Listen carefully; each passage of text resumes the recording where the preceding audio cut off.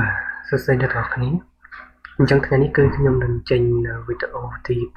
7ដែលនិយាយពីការប្រៀបធៀបរវាង inventory ដែល inventories under merchandise company ហើយនិង inventories under manufacturing company what is the difference and one more ក្នុងវីដេអូនេះដែរគឺខ្ញុំនឹងនិយាយអំពី cost of goods sold formula បាទគឺការគណនា cost of goods sold ទាំងនៅក្នុង merchandise company ហើយនិងទាំងនៅក្នុង manufacturing company តើយើងនឹងគណនាវាដោយរបៀបណា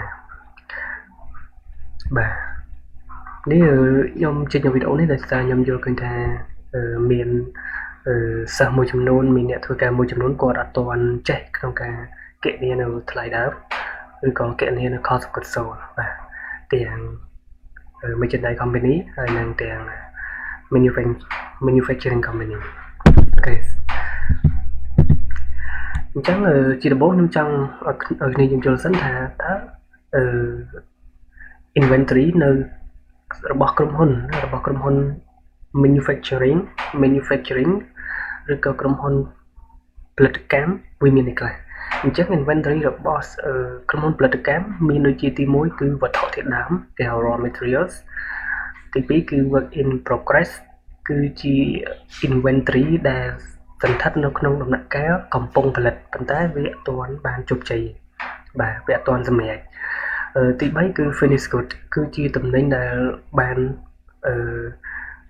បញ្ចប់នៅក្នុងសង្វាក់ផលិតកម្មបាទជាផលិតផលសម្រេចហើយក្នុងនោះដែរគឺសម្រាប់ក្រុមហ៊ុនទិញលក់ឬគេហៅថា merchandise company គឺ inventory របស់វាគឺមានតែមួយទេគឺ inventory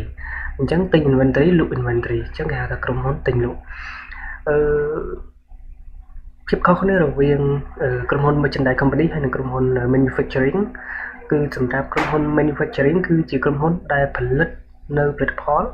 ហើយយកផលិតផលហ្នឹងដាក់ទៅលក់នៅលើទីផ្សារបាទអញ្ចឹងគឺគាត់ផលិតខ្លួនឯងនិងគាត់លក់នៅផលិតផលរបស់ខ្លួនឯងទៅលើទីផ្សារតែសម្រាប់ merchandise company គឺជាក្រុមហ៊ុនដែលទិញលក់អញ្ចឹងក្រុមហ៊ុនទិញលក់គឺគាត់ទិញ inventory ពីក្រុមហ៊ុនផ្សេងៗដើម្បីយកមកចែកចាយបន្តគាត់អាចជាwholesaler ឬក៏អាចជា retailer បាទអូខេហ្នឹងគឺជាភាពខុសគ្នានៃ merchandise company ហើយនិង manufacturing company អញ្ចឹងបើសិនមានអ្នកទាំងអស់គ្នាមានឆ្ងល់តាក់ទងមួយកន្លែងហ្នឹងគឺអាចសួរបានយើង move on to next slide អញ្ចឹងក្នុងនេះគឺខ្ញុំនឹង show អ្នកទាំងអស់គ្នាអំពី general formula សិនណាទី1ដើម្បីគណនា cost of goods sold ទី1យើងត្រូវដឹងថា beginning បើសិនជាក្រុមហ៊ុនគាត់បើកថ្មី beginning វាច្បាស់ជា zero balance បាទទី1ទី2យើង add គេគឺយើង add purchase ឬក៏ addition during the period អញ្ចឹង beginning បូកជាមួយនឹង purchase ដែលទិញក្នុង period យើងបានអីគេគឺយើងបាន available for sale បាទគឺយើងបានតំណែងដែល available for sale បាទសម្រាប់លក់បន្តមកចុងក្រោយបច្ឆេទចុងខែឬចុងឆ្នាំយើងធ្វើការរាប់ inventory អញ្ចឹងយើងគណនាទៅឃើញ ending balance of inventory ហើយចុងក្រោយគឺយើងអាចរកឃើញនៅ cost of goods sold គឺយើងយកតំណែងឬក៏inventory available for sale ដកឲ្យ ending គឺយើងឃើញថ្លៃដើមស្រុកដែលយើងបានលក់ចេញអញ្ចឹងកន្លែងហ្នឹងគឺយើងកត់ត្រាថ្លៃដើមហើយ offset ជាមួយនឹង inventory បាទនេះចំពោះ merchandise company ទី1គឺ beginning inventory ដូចខ្ញុំឧទាហរណ៍ដើមបាទបើសិនជាគាត់ជាក្រុមហ៊ុនដែលបើកថ្មីបាត់មានទេគឺនឹង 0 តែបើសិនក្រុមហ៊ុនដែលបើកពីមកយូរមកហើយគឺវាមាន carry forward បាទ carry forward ឬក៏ brought forward អញ្ចឹង ending ពីឆ្នាំចាស់វាជា beginning សម្រាប់ឆ្នាំថ្មីទី2គឺ purchasing during the period អញ្ចឹងនៅក្នុងក្រៃបច្ឆេទហ្នឹងគាត់មានទិញចូលអត់បើមានទិញចូលគឺបូកចូលឡើងហ្នឹងបាទតាមមកយើងយក beginning បូក purchasing during the period យើងឃើញ total inventory available for sale អញ្ចឹងយើងបាន total inventory ដែលយើងសម្រាប់លក់បាទហើយយើងចុងក្រោយបច្ឆេទដូចខាងដើមនេះគឺយើងរាប់ inventory នោះយើងនឹងឃើញ ending inventory បាទ ending inventory បន្តមកយើងយក total inventory available for sale ដល់ឲ្យ ending inventory យើងនឹងឃើញ cost of goods sold តោះមកយើងបុកចូល accounting របស់យើងដើម្បីកាត់កងនៅ inventory និង recognize ថ្លៃដើមបាទយើងអាច debit cost of goods sold មកហើយ credit inventory បាទ អូខេនេះគឺជា cost formula សម្រាប់ manufacturing អញ្ចឹងជា principle វាអត់ខុសគ្នាទេគឺ beginning បូក purchase during the period total available for sale ហើយ less ending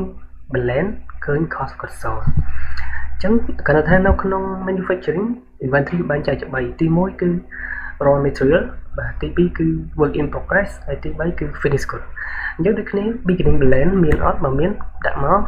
បើសិនក្រុមហ៊ុនបើកយូរហើយយើងថាវាមានបាទបន្ទាប់មកមាន material ដែលគាត់ទិញក្នុងកំឡុងពេលឬក៏ during the period បាទយើងបូកនឹងចូលយើងឃើញ total available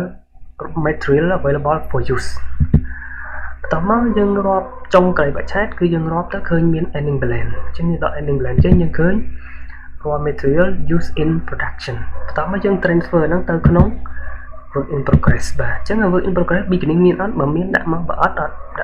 0តាមមកយើង transfer raw materials used in product ទៅក្នុង work in progress ដែលក្នុងហ្នឹងវាត្រូវមានកើតឡើងនៅថ្លៃដើម cost conversion cost ដែល conversion cost គឺ conversion cost វាមាន labor cost ហើយនឹង other overhead manufacturing cost បាទអញ្ចឹងបូកនឹងចូលគ្នាតើមានឃើញ manufacturing cost incur បាទ manufacturing cost incur គឺយើងយក beginning balance បូក material and បូក conversion cost យើងឃើញ manufacturing cost incur តើមកយើងដក ending បាទយើងរាប់ទៅយើងឃើញមាន ending មិនគេនេះទៅឃើញ ending ដក ending យើងឃើញ cost of good manufacture បាទគឺតំណែងដែលយើងបានផលិតបន្តមកទៀតគឺ finish good បាទ finish good គឺមាន beginning អត់បើមានយើងដាក់បើអត់ zero ណាតោះមកគឺយើង transfer cost of good manufacture ទៅ finish good ហើយយើងយក beginning បូក cost of good manufacture យើងឃើញ good available for sale បាទតោះមកចុងក្រោយបច្ឆេទមិនថាចុងឆ្នាំឬក៏ចុងខែ